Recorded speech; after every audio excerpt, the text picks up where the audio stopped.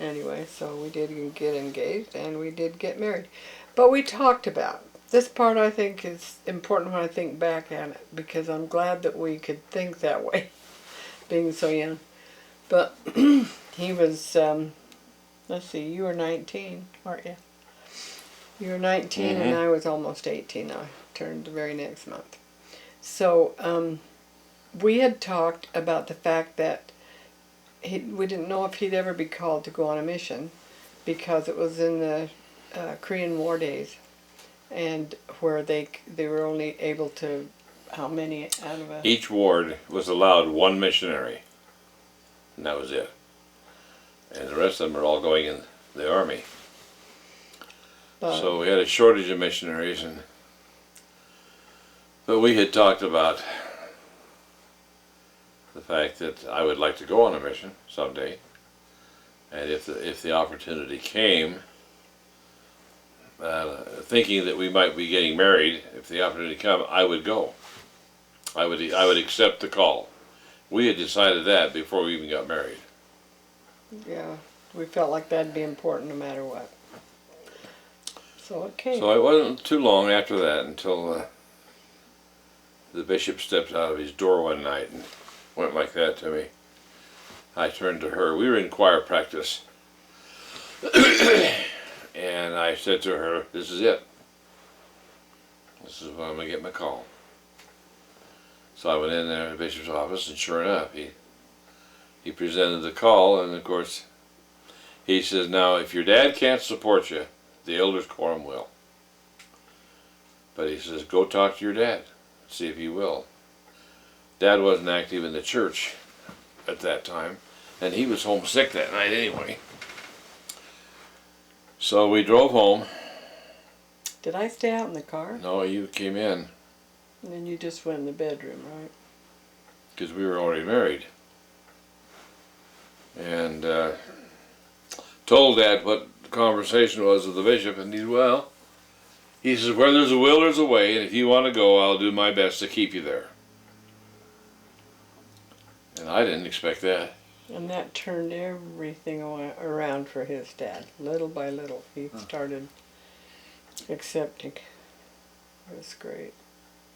So he did. He kept his promise. Maygene helped a little bit, and I helped a very little bit. He loves to tell me that I didn't hardly get any money from you. I was making, what was it, 50 cents an hour? 50 cents an hour. But interestingly enough, we'd only been married maybe 2 months when this took place. And it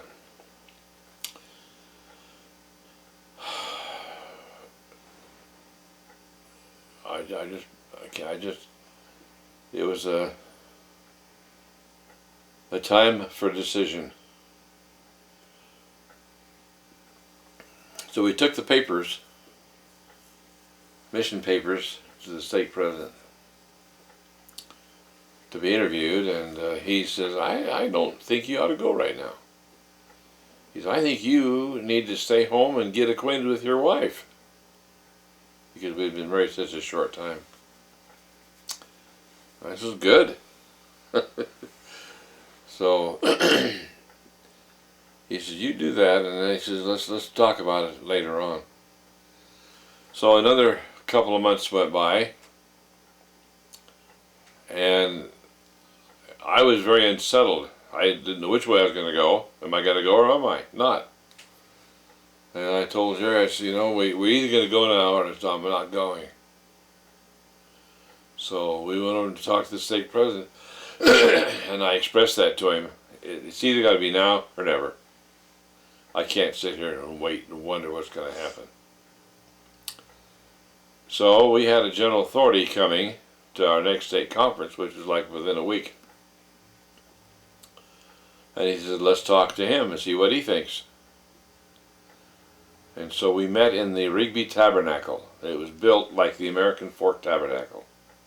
Same kind of a floor plan.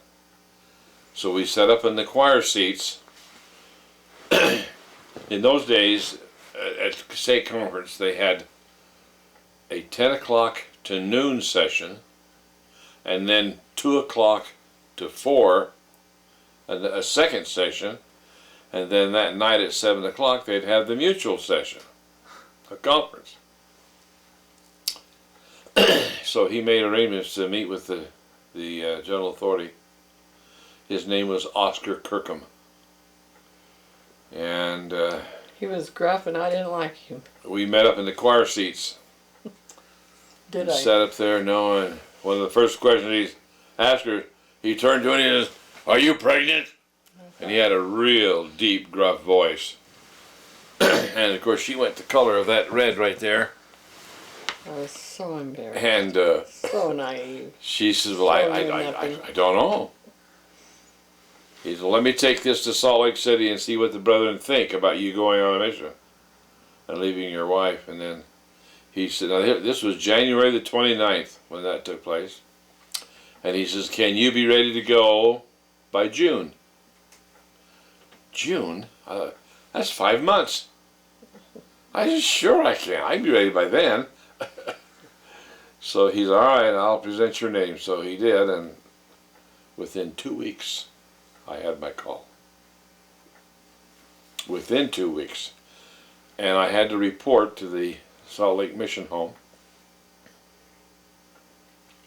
I think it was the 19th of February.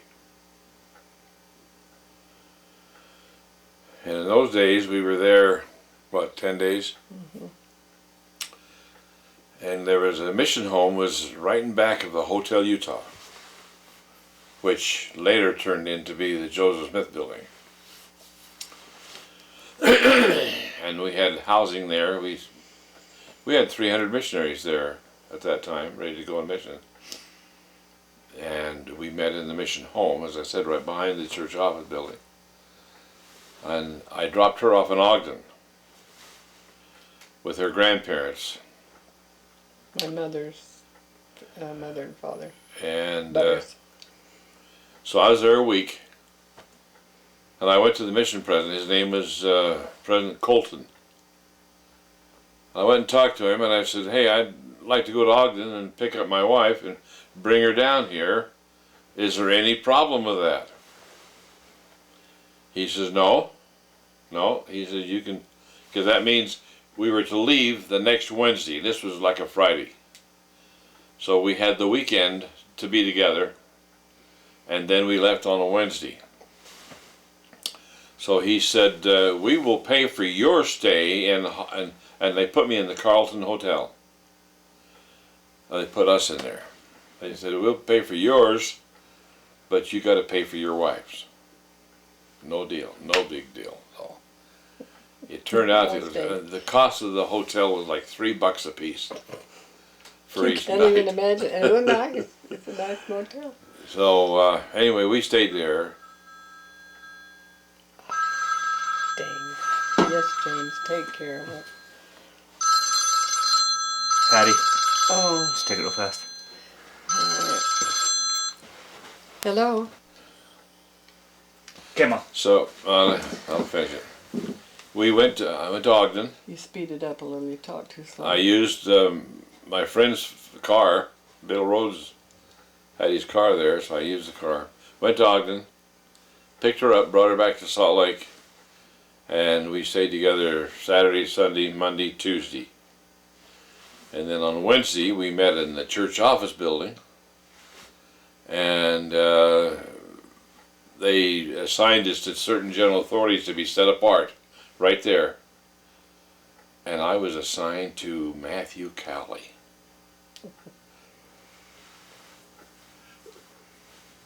Well, you're getting your emotions back in check. We were together how many days? 5? And Heavenly Father didn't want us to get pregnant, or else we would have been, of course. And so, when that guy asked me that, and I thought it was so embarrassing. I mean, we stayed together for 5 days. What do you want? And we did. It's not what he wants. It might be. I hope that's not all on there. It's recording. Okay. Anyway, Finish. when I got on that train, she was standing by the side of it. She had a new red coat. And she was standing there, and the guy, all aboard! I just dang near fainted. I was so sick of emotion, not wanting to go. But I got on the train, begrudgingly, sat down by the window and sat there and watched her. And we stayed there. We didn't go anywhere. So all the way, there was about 10 of us missionaries all going back east. And so we got off the train. And we just got off the train and he's all aboard. So we had to go through that saying goodbye a second time. Oh, ridiculous. The first time was tough enough for me. Pretty soon that old train started moving away, very slowly moving away. I thought, oh, this is it.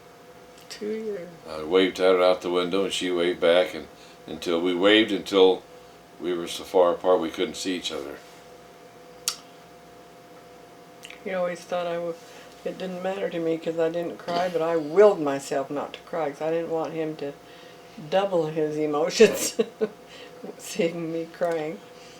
But anyway, it was 2 long years.